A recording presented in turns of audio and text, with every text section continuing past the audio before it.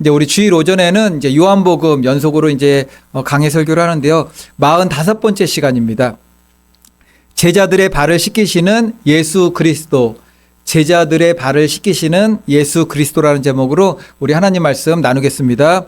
오늘 본문은 이제 십자가 죽음을 하루 앞둔 되게 유명한 그 제목이잖아요. 최후의 만찬. 믿지 않는 사람들도 아는 것 같아요. 레오나르도 다빈치의 최후의 만찬.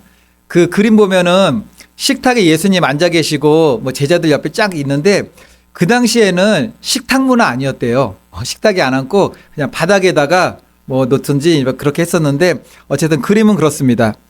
그 최후의 만찬 자리에서 떡과 포도주를 떼는 그 사건이잖아요. 그런데 오늘 말씀은 그 자리에서 세족식도 있으셨어요. 이제 그것을 말씀합니다. 이제 본문에는 기록되어 있지 않은데 이 세족식 바로 전에 성찬 그 내용이 있잖아요. 근데 누가복음 22장에는 어떤 내용이 나오냐면은 지금 하루 전날입니다. 십자가 못 박혀 죽이시기 전에 그 제자들은 알지 못했지만 예수님께서 떡을 떼시면서 내 몸이라 포도주를 나눠주시면서 이거는 내 피라 이런 말씀을 하셨는데 제자들은 무슨 생각으로 가득 차 있을까 이때 야 우리 예수님 좀 있으면은 이스라엘의 메시아가 된다 왕이 된다 그렇게 생각을 했어요. 그러니까는 가슴이 막 불풀잖아요.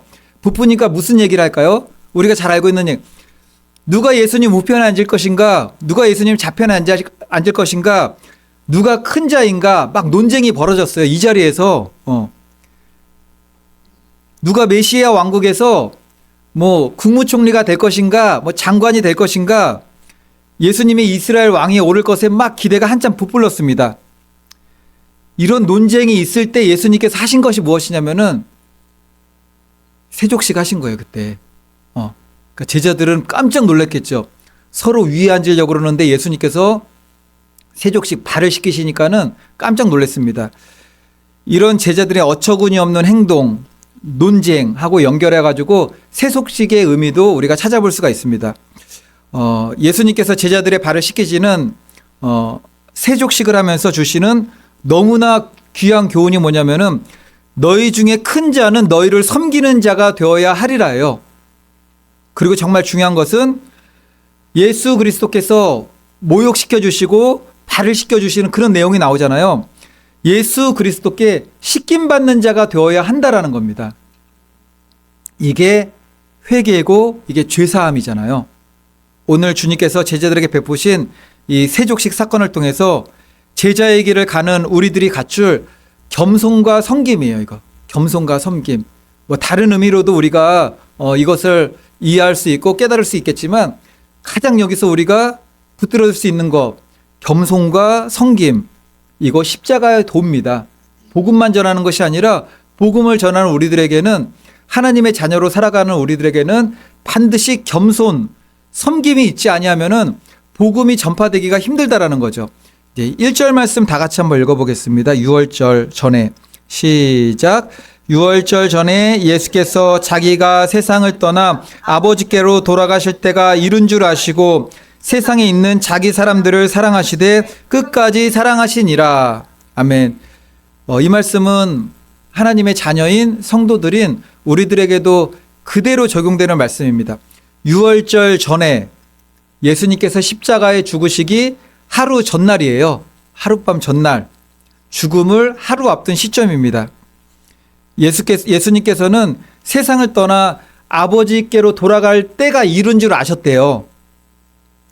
우리는 그날과 그 시는 알지 못합니다. 하지만 우리도 때가 되면은 세상을 떠나 하나님 아버지 품에 안기게 될 것을 믿으십니까? 그러나 누구나 아버지께로 돌아갈 수 있는 것은 아니죠. 자녀만 돌아갈 수 있는 거예요. 하나님의 자녀만. 누가 이 세상을 떠날 때 하나님 아버지께로 돌아갈 수 있느냐? 1절에 나오는 것처럼 6월절 전에 예수께서 자기가 세상을 떠나 하나님을 뭐라고 부르죠? 아버지라고 부르잖아요. 아버지. 아버지라고 부를 수 있는 이들만 구원받아 이 땅의 육신의 이 몸을 다 놔두고 떠나갈 때 하나님 나라라는 것도 의미가 있는데 저 말이 더 멋진 것 같아요. 왕국. 하나님 나라 왕국, 그게 마음에 확 닿지 않습니까? 왕국은 아주 지배적이잖아요. 하나님 나라 왕국인 천국에 들어갈 수 있습니다. 너무나 중요한 것. 누가 하나님을 아버지라고 부를 수가 있죠? 요한복음 1장 12절로 13절. 영접하는 자, 곧 그 이름을 믿는 자들에게는 하나님의 자녀가 되는 권세를 주셨으니 이는 혈통으로나 육정으로나 사람의 뜻으로 나지 아니하고 오직 하나님께로부터 난 자들이니라. 영접하는 자입니다. 예수 그리스도를 나의 구주로 믿고 영접하면 하나님의 자녀가 되는 권세를 가집니다. 우리나라에서도 권세가 큰 사람들이 있잖아요. 뭐 높은 지위에 있는 사람들은 권세가 물론 당연히 다 커요. 근데 그 권세를 갖다가 이게 자기 것인 것처럼 이렇게 자기 거는 아니지만 이렇게 막 이게 사용하시는 분들 있잖아요. 자녀들, 권세자의 자녀들도 우리 아버지가 누구야 그러면은 이게 힘이 이렇게 발휘되는 것들이 있잖아요. 세상은 뭐 그런 것들을 이제 안 좋은 방향으로 해가지고 이렇게 안 좋은 기사가 많이 나기도 하지만 하나님의 자녀가 되는 권세, 대단한 거죠. 하나님의 자녀가 되면은 우리는 상속자입니다. 그래서 하나님 나라 천국을 상속받게 되는 거예요. 그래서 저는 제 자녀에게 기업을 상속합니다. 제 이웃집 사는 아이는 내가 너무나 이뻐하지만 기업을 상속 안 해요. 내 자녀가 아니잖아요. 아무리 이쁘고 아무리 귀엽고 아무리 이게 잘나도 내 자녀 아니면 상속 안 하죠. 우리 다 마찬가지잖아요. 상속은 자녀들에게 하는 거죠. 그래서 하나님 나라가 우리들에게 그냥 들어가는 것이 아니라 기업이라고 말씀을 하시는 거예요. 약속의 땅 기업이라고. 예수 그리스도를 나의 구주로 영접하면은 하나님의 자녀가 되는 그걸 뭐라고 그러죠? 권세라고 그래요. 권세. 권세. 근데 이것은 혈통으로나 육정으로나 사람의 뜻으로 나지 아니하였다. 3대, 4대 믿음의 가정에서 태어난 분들 보면은 부럽기도 하죠. 근데 그것이 믿음의 유산이 될 수 있는 아주 좋은 이게 나에게 동기는 되지만 그 믿음이 그대로 물려가진 않습니다. 각자의 믿음이에요. 각자의 믿음. 아브라함이 누굴 낳죠? 이삭을 낳고 이삭이 야곱을 낳고 야곱이 또 누굴 낳죠? 아니죠. 아브라함이 이삭을 낳고 이삭이 야곱을 낳고 아브라함과 이삭과 야곱 맞죠? 다시요. 아브라함이 이삭을 낳고 이삭이 누굴 낳죠? 에서를 낳습니다. 에서를. 네, 에서를 낳죠.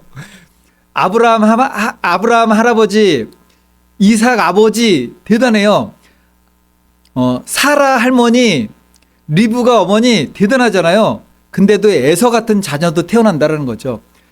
아브라함이 이삭을 낳고 이삭이 야곱을 낳고 야곱이 누굴 낳았죠? 12알을 낳는데 첫 아들 누구죠? 르우벤. 뭐 기력이 뭐 하고 뭐 장자로 태어나가지고 월등하고 뛰어난데 서모 비라를 침상에서 간통해가지고 장자의 명분에서 탈락되잖아요. 그러니까 아브라함, 이삭, 야곱 그 믿음의 줄기는 나에게 하나님께로 가는 너무나 중요한 원인을 제공해 주지만 그럼에도 불구하고 내 믿음이 하나님께 나아가지 못하면은 아브라함, 이삭, 에서가 될 수가 있고요. 아브라함, 이삭, 야곱, 르우벤도 될 수가 있습니다.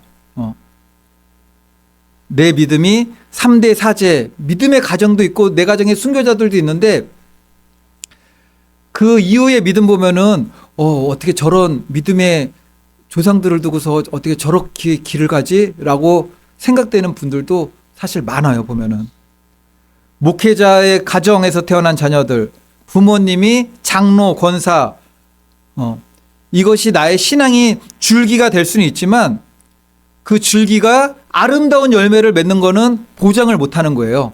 각자의 믿음으로 하나님께 나아가는 겁니다. 그래서 예수님께서도 혈통으로 육정으로 사람의 뜻으로는 되지 않는다라고 말씀을 하신 겁니다. 하나님의 자녀가 되려면 오직 하나님께로 난 자들이어야 한다. 하나님께로 나는 걸 뭐라고 그러죠? 우리가 거듭남이라고. 거듭남은 어떻게 돼야 된다고 그랬죠? 그걸 몰라가지고 니고데모가 밤에 예수님을 찾아왔잖아요. 그러니까 니고데모에게 이거는 지금 물어보면은 우리 주일학교 애들도 다 알아요. 얘들아, 우리가 하나님 나라 들어가려면은 거듭나야 돼. 어떻게 해야지 거듭나야 되지? 그러면 아이들이 손들 거예요. 물과 성령으로 거듭나야 돼요. 얘기할 거예요, 아마. 물과 성령으로 거듭난 자들만이 하나님의 자녀가 되어서 하나님의 왕국, 하나님의 나라를 상속받을 수가 있습니다. 거듭나는 거는 다시 태어나는 거잖아요. 근데 니고데모가 그걸 몰라서 엄마 뱃속에 들어갔다 나와야 되니까 이렇게 물어보잖아요. 하나님의 자녀로 그리스도 예수의 사람으로 다시 태어나는 것 거듭남입니다. 이게 물과 성령으로 거듭나는 거죠. 이제 지금은 이제 광주광역시 자치단체로 바뀌었는데 옛 지명이 전라남도 광주 맞죠? 전라남도. 이제 어제 우리 최영자 성도님하고 동행하여서 거기 되게 멀었어요. 멀었는데 산들 요양병원에 다녀왔습니다. 거기 누가 계시냐면은 우리 최영자 성도님 어릴 적에 이게 작은 어머니 돌보아 주셨던 그 부모님과 같은 분이 이제 계세요. 가니까는 2인실 병실에 이제 산소호흡기를 꽂고 계시고 그 연명하시는 거, 이 의식이 있다고 그러시는데 이제 봐서는 잘 몰라요. 이게 눈도 감고 계시고 이식이 있는지 없는지 잘 분간이 안 가는데 이제 2인실 병실인데 옆에도 노쇠하신 거의 동일한 분이 똑같이 누워 계셨어요. 이제 같은 모습을 하시고 이렇게 호흡기 같은 거 꼽으시고 이제 간병인이 얘기하시는데 오니까는 막 이렇게 깨우세요. 깨워도 이제 눈을 감고 계시고 미동이 많이 없으시니까는 잘 모르시는데 간병인이 말씀하시는 게 이게 인지를 하시면은 이게 눈 감고 있어도 이게 눈이 이렇게 움직이잖아요. 이렇게 움직이든가 손을 이렇게 힘을 이렇게 좀 주시는데 저는 만져봐도 잘 모르겠더라고요. 이렇게 미세하게 하시는 거지 힘이 없으시니까는 연명 치료 중이셨고 그거를 빼면은 바로 죽음에 그냥 이르는 상태예요. 그걸 꼽는 이유가 뭐죠? 내 힘으로 한 줌의 호흡도 가능하지 않다라는 거예요. 이거 우리가 나중에는 이것도 가능하지 않고 이런 힘도 없는 때가 분명히 온다라는 거죠. 내 힘으로 할 수가 없어요. 연세가 몇 살이셨죠? 98세신가요? 거의 100세 되셨죠? 거의 거기에 앞에서는 98세라고 이렇게 써져 있었던 것 같더라고요. 보니까는 저도 2년 전에 한번 뵀어요. 2년 전에 뵀던 그때도 굉장히 연로하셨지만 그때는 고추밭에 가셔가지고 가져가라고 막 고추도 따주시고 막 움직이시고 그러셨는데 작년에는 조금 그러셨던 것 같고 어제 뵀을 때는 아무것도 아무것도 할 수 없어요. 그냥 그 기계에다가 내 한 줌의 호흡도 의지할 수밖에 없는 아무것도 없어요. 그러니까는 이게 이거 한 줌의 호흡도 내 힘으로 안 되니까는 이게 우리가 보통 못 움직여도 손 잡아보세요. 그러면 이렇게는 할 수 있을 것 같잖아요. 이게 또 안 되시는 거예요. 그냥. 이것도 안 되시고 눈동자도 겨우 움직이시는 거죠. 옆에 좀 간병인은 오래 계셨으니까는 그 미동을 다 느끼시는 거죠. 이게 의식이 좀 있으시구나. 뭘 인지하시는구나. 혹시 성도님들 가운데 때가 되면 내게도 누구에게나 동일합니다. 죽음이 찾아온다는 것을 알지 못하는 분이 혹시 계십니까? 이제 어제 우리 최영재 성도님께서 막 가시면서 거기 고향이시잖아요. 여기 가리키면 여기 내가 살던 곳이라고 그러고 제가 길을 모르니까는 길을 막 찾아가면서 이제 누가 앞으로 차가 한자가 봉고차가 앞에 인도를 해요. 용달차가 인도를 하는데 제가 시동을 걸고 딱 뒤를 돌아서는 순간 용달차가 2개가 나타났어요.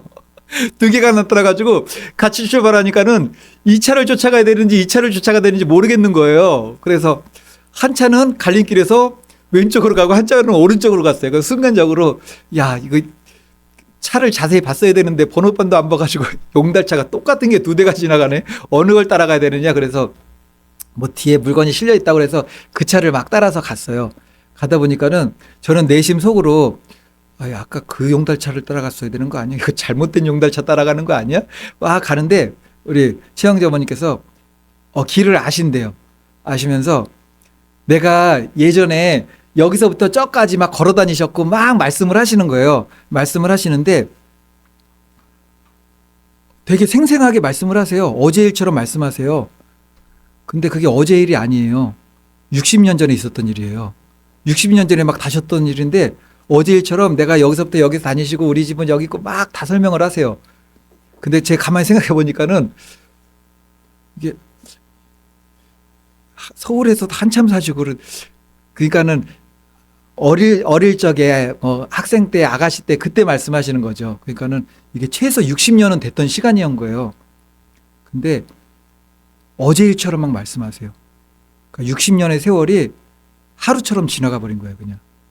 뒤돌아보니까는 다들 기억하시잖아요. 어리실 때 우리 이정희 집사님 막 달 따라왔던 거 기억나시죠? 그거 어제 일처럼 기억하는데 그거 뭐 50년 전, 60년 전 일이잖아요. 그 더 어릴 때니까는 다 그런 거예요. 저도 운동회 때 기억나요. 막 천군 백군. 야, 그게 45년, 50년 막 다 그런 시간들이죠.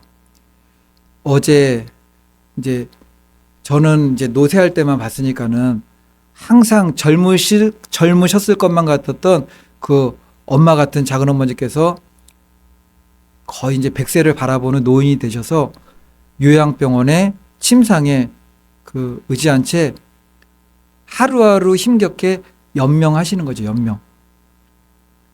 제가 그런 생각을 항상 합니다. 누구들 저 자신에 대해서 생각하고 자녀들을 정말 잘 키우셨잖아요. 저도 그렇게 이야기를 듣고 그때 인사도 드렸었는데 자녀분들이 거기서 그 엄마에게 해줄 수 있는 것은 하루하루 힘겨운 삶에 호흡을 할 수 있도록 그냥 병원의 값을 치르고 숨만 쉬게 해주는 거 그거밖에 안 돼요. 멈추는 순간도 그냥 끝입니다. 그게. 어느 누구도 피해갈 수 없어요. 그런 시점은 다 옵니다. 그런 시점은. 히브리서 9장 27절 한 번 죽는 것은 사람에게 정해진 것이요 그 후에는 심판이 있으리니 어제 저와 이제 서전도사님 최영자 성도님 셋이서 병실에 들어갔어요. 그리고 간병인이 막 부르더라고요. 뭐 일어났어요. 뭐 가족 오셨어요. 막 부르세요. 깨어난다고 눈 뜨는 것이 아니라 의식이 또렷하게 오진 않는 것 같아요. 희미하게 오지만 오시는 거예요. 그리고 인지를 하시는 거죠. 누가 왔나 이렇게 인지하시는 거죠. 눈도 이렇게 깜빡일 힘이 없으세요. 그냥 눈 감은 채로 눈동자만 겨우 이렇게 움직이는 이게 호흡도 안 되시니까는 아주 희미하게 의식을 갖는 거죠. 거기서 목사가 그리고 우리 성도님들 그리스도인들이 그 모습을 봤으니까는 뭘 해야겠습니까? 우리는 복음을 전해야 되는 거죠. 복음을 갖다가. 노인이나 젊은이나 다 죽습니다. 한 번 죽는 것은 정해진 것이에요. 그 자연의 법칙, 죽음의 법칙이라는 것은 예외가 없어요. 하나님께서 정해진 것입니다. 그 외에는 반드시 심판이 있어요. 심판. 심판대 앞에 서면은 유죄, 무죄, 집으로 가, 감옥으로 가, 그렇게 다 돼 있는 거죠. 아버지의 집으로 가, 너는 영원한 형벌이야. 다 정해집니다. 천국과 지옥이 있습니다. 예수님을 나의 구주로 영접하고 내가 죄인인 것을 고백하고 회개하면 죄사함 받고 구원 받습니다. 그런 곳에서 예배 때 이렇게 설교하는 것처럼 이게 설교를 할 수 없잖아요. 할 수 없어요. 면회 시간도 딱 정해져 있어요. 시간이 3시까지예요. 3시까지. 그럼 다 나가야 돼요. 막 왔다 갔다 하다가 20분 좀 남짓해가지고 들어갈 수가 있었어요. 그러니까 핵심만 전했습니다. 핵심만. 핵심만 막 전하다가 그것도 마음이 막 시간이 가니까는 이게 마음이 막 다급한 거예요. 그래서 예수천국, 불신지옥 그 말도 여러 번 했던 것 같아요. 예수님 믿으셔야 됩니다. 예수님 믿으시고 내가 죄인인 것을 회개하면 죄사함 받고 구원받습니다를 계속 막 되풀이했어요. 찬송가도 막 같이 불렀습니다. 찬송가도 부르고 복음도 전했어요. 그러니까 병실 스피커에서 이제 소리가 나오는 거예요. 이제 얼마 안 됐으니까 이제 얼마 안 남았으니까 3시가 되면은 방문자들은 다 나가야 된대요. 회개 찬송도 부르고 복음도 전하고 기도도 해주었어요. 이제 방송이 막 나왔어요. 그 시간을 보니까는 7분 정도 남았어요. 3시까지. 이제 지금 헤어지면은 다시 못 보잖아요. 여기 근교면은 어떻게 한 번이라도 더 가서 기도해 줄 텐데 어떻게 가겠어요, 거기를 갔다가. 7분 동안 딱 보니까 남았어요. 갈 수가 없는 거예요. 그래 다시 찬송하고 기도해주고 이제 거의 이제 시간 딱 떨어져가지고 이제 나왔어요. 저는 이제 거기 막 집중하느라고 이게 다른 건 신경을 못 썼는데 복음 전하는 동안에 우리 전도사님하고 최영재 성도님께서 막 손에 힘도 준다고 막 말씀도 하시고 눈동자도 막 움직이신다고 어쨌든 안타까운 마음으로 그렇게 복음을 전했습니다.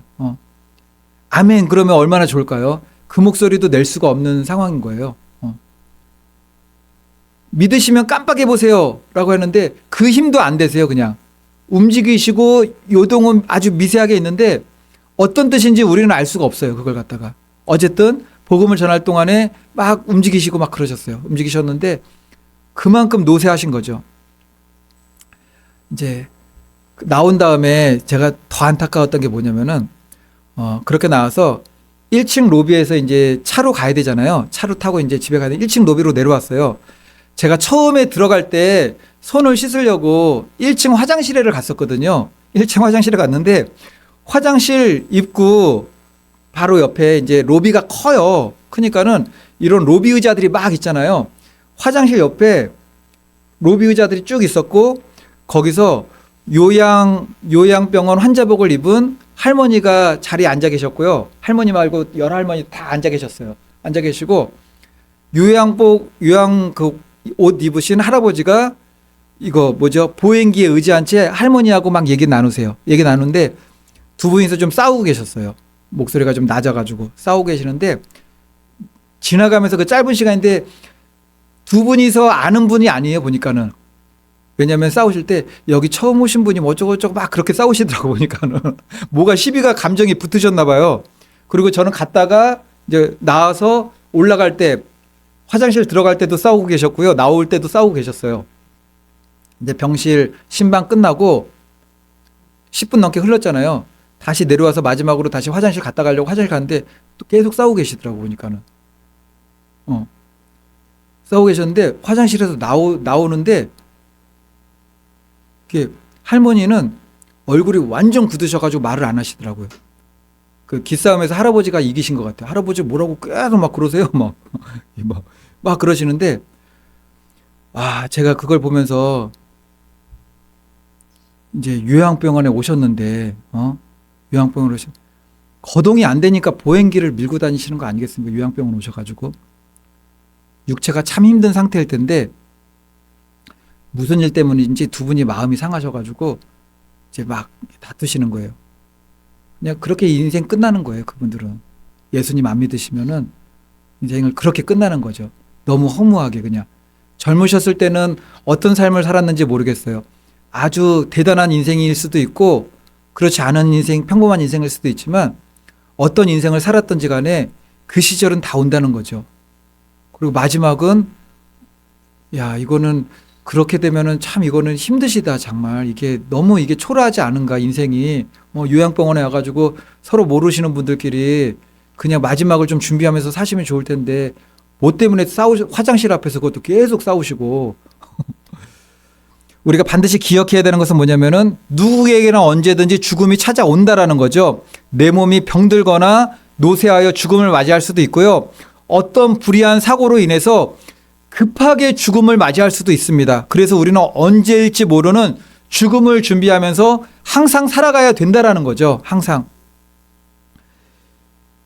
1절 보니까 예수님께서 죽음이 이룬 줄 아시고 어떻게 사셨죠? 세상에 있는 자기 사람들을 사랑하시되 끝까지 사랑하시느니라. 참된 그리스도인은 무엇으로 끝나야 됩니까? 하나님 사랑, 이웃 사랑으로 끝나는 거예요. 그 이웃 사랑은 하나님 사랑을 실천하며 하나님 나라 천국 복음을 전하는 겁니다. 이게 하나님 사랑을 실천하는 가장 귀한 것. 이제 다음 2절 말씀 보겠습니다. 다 같이 읽어볼게요. 시작. 마귀가 벌써 시몬의 아들 가룟 유다의 마음에 예수를 팔려는 생각을 넣었더라. 가룟 유다는 몸으로는 예수님을 따라다녔지만 생각은 마귀의 지배를 항상 받고 있었어요.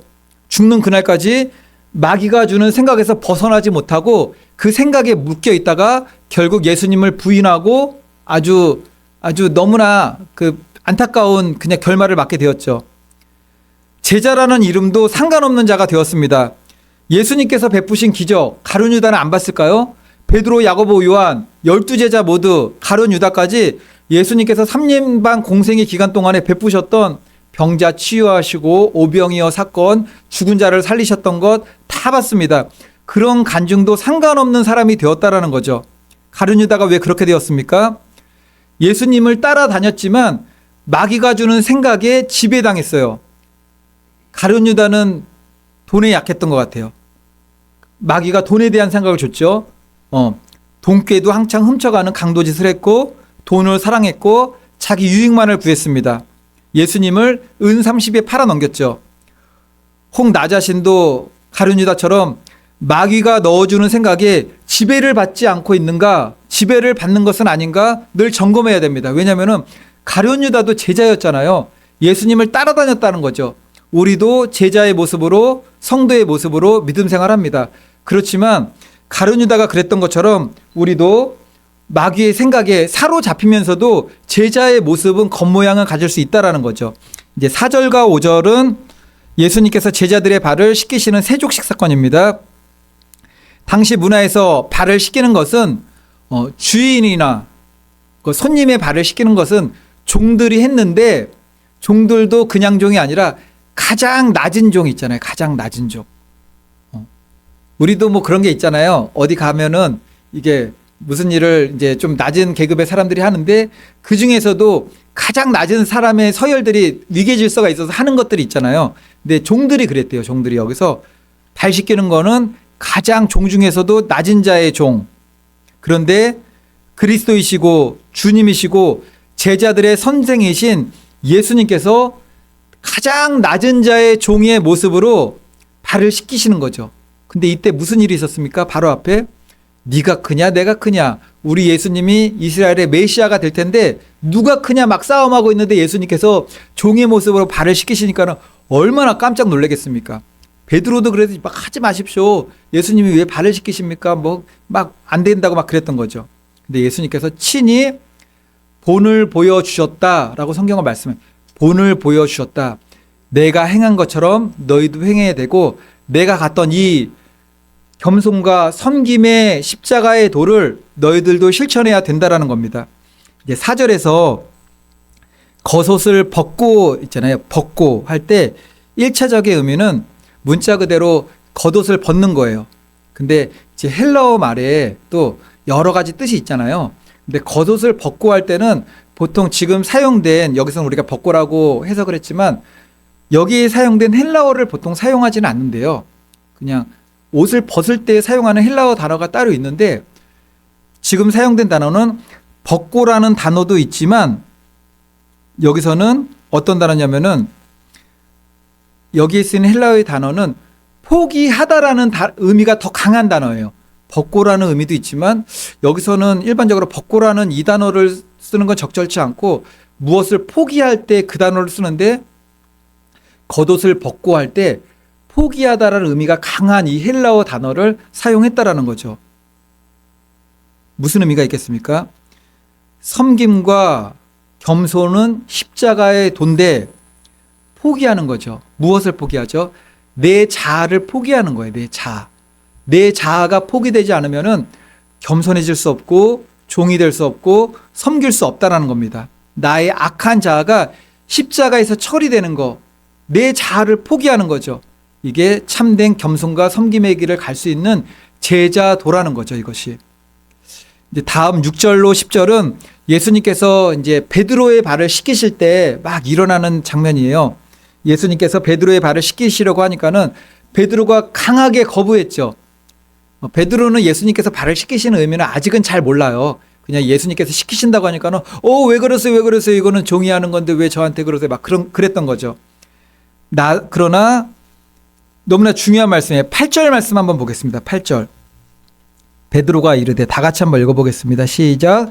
베드로가 이르되 내 발을 절대로 씻지 못하시리이다.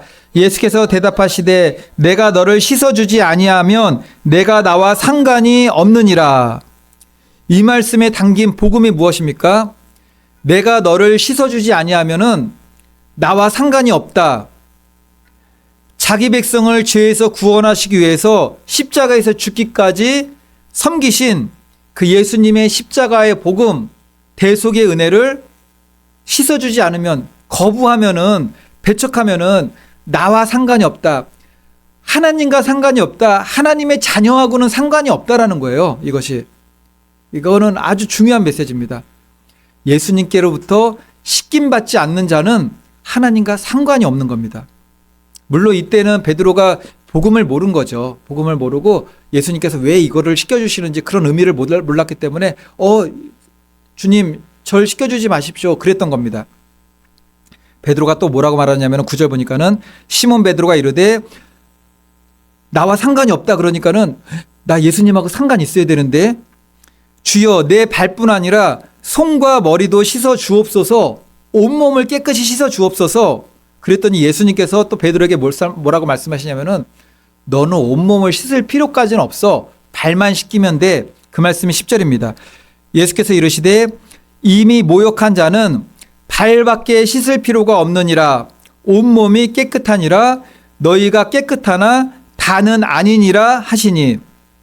여기서 모욕하여 몸이 깨끗하다는 거 뭘까요? 이거 영적인 의미예요. 예수 그리스도를 나의 구주로 영접하여 회개함으로 죄사함 받아 구원받은 믿음, 깨끗하게 되었다는 거예요. 이거는 구원이죠, 구원. 이거는 초보적인 믿음이라도 상관없습니다. 아기 같은 믿음이라도 상관없어요. 예수님이 나의 구주 되시는구나. 내가 죄인이구나. 나의 죄를 용서하여 주옵소서. 회개하고 죄사함 받아 구원에 이른 믿음, 이게 모욕하여 깨끗이 씻김받은 몸이라는 겁니다. 하지만 예수님께서 말씀하셨죠. 뭘 씻어야 된다고 그러죠? 발밖에 씻을 필요가 없느니라. 한 번 구원은 영원한 구원이 아니에요. 한 번 죄사했으면 더 이상 회개를 하지 않아도 되는 거 아니에요. 구원파가 그런다고 제가 얘기를 들었어요. 구원파는 한 번 죄를 사함받았으면 더 이상 회개하지 않아도 된다고 얘기를 들어요. 그렇지 않죠. 우리는 예수 그리스도를 나의 구주로 믿고 지금까지 하나님을 믿지 않았던 죄, 그리고 세상 가운데 거하면서 불의하고 악한 죄를 졌던 죄 모두 회개하고 죄사함 받습니다. 죄사함 받고 구원받은 상태임에도 불구하고 우리가 육신을 입고 이 땅을 살아가는 모든 순간마다 어느 때는 나의 욕심에 이끌려서 어느 때는 나도 인지하지 못하지만 부지중에 죄 가운데 빠지는 거죠. 그런 죄들은 날마다 회개하는 거예요. 날마다 회개하고 죄 씻음 받고 이게 성화죠. 죄를 끊어내고 나도 모르게 들어왔던 것들 다시 깨끗하게 씻겨지고 그의 발을 씻는 작업입니다. 그것이. 예수님께서 승천하시기 바로 직전에 마지막으로 이 땅에 복음 전파 사명을 감당할 제자들에게 남기신 말씀이 있어요. 마태복음 28장 19절로 20절. 그러므로 너희는 가서 모든 민족을 제자 삼아서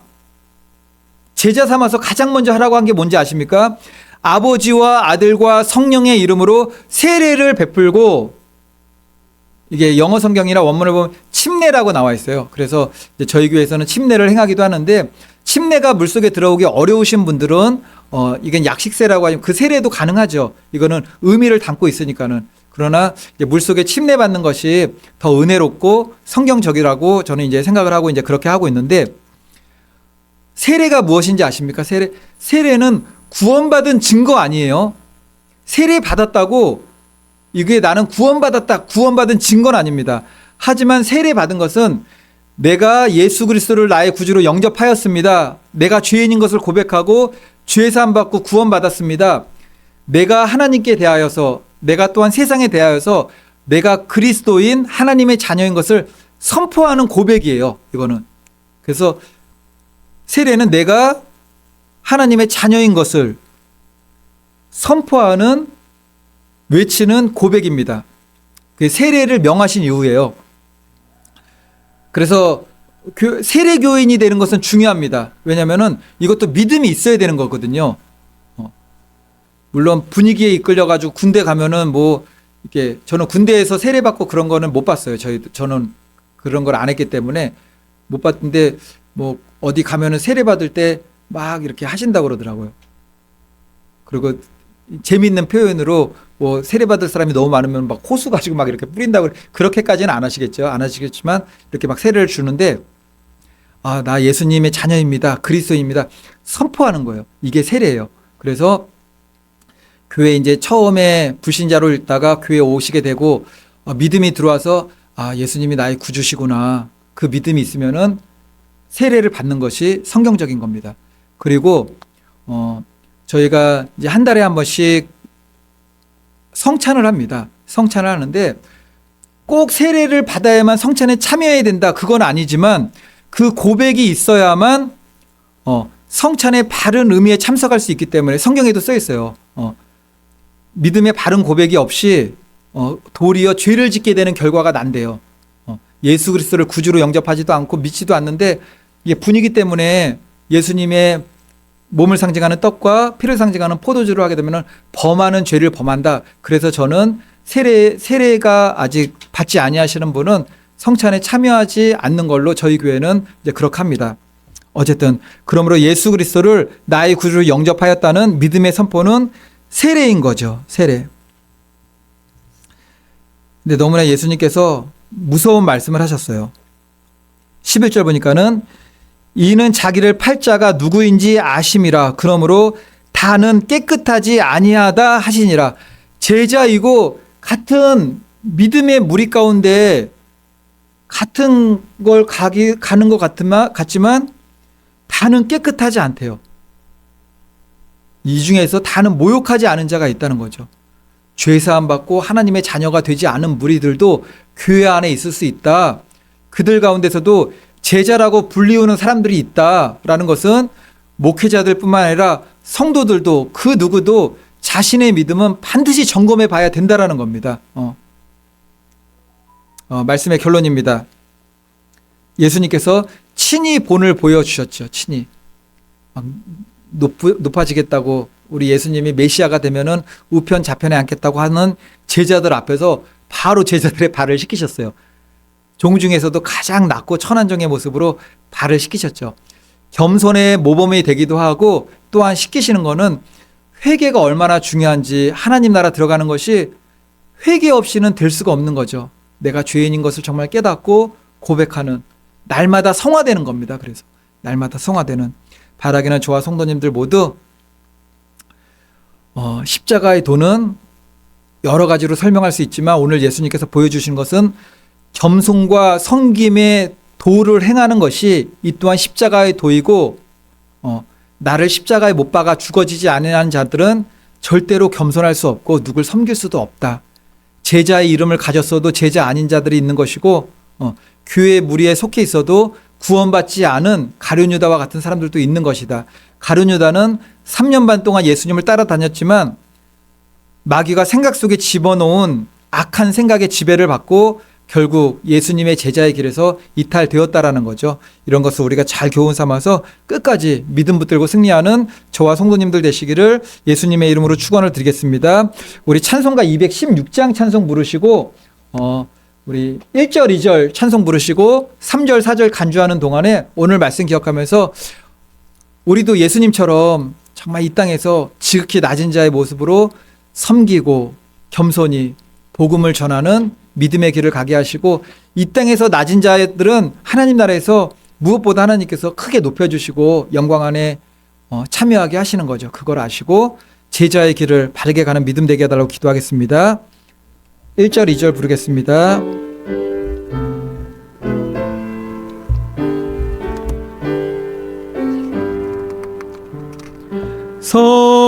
성자의 귀한 몸 날 위하여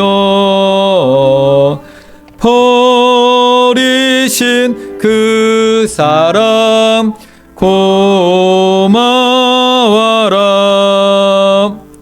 내 머리 숙여서 주님께 비는 말 나무어 주님께 바치리까. 지금도 날 위해 강구하심 이 옅은 믿음이 하나님, 주님의 참사랑 고맙고 놀라워 찬송과 기도를 쉬지 않네. 기도하겠습니다. 할렐루야. 사랑과 은혜가 풍성하신 하나님, 감사를 드립니다. 하나님, 오늘 예수님께서 정말 종의 모습으로 제자들의 발을 씻기시는 그 세족식 그 사건을 정말 보게 되었습니다. 제자들은 그 많은 시간 동안 예수님의 제자란 이름으로 주님을 따라다녔지만 정말 높아지려는 생각, 가장 하나님의 영광에 참여하려는 그런 세상적인 생각에 사로잡혀 있을 때 우리 예수님께서 정말 종의 모습으로 제자들의 발을 씻기는 모습을 통하여서 참된 그리스도인이 가야 할 겸손과 섬김의 도가 무엇인지, 십자가 도가 무엇인지를 보여주셨습니다.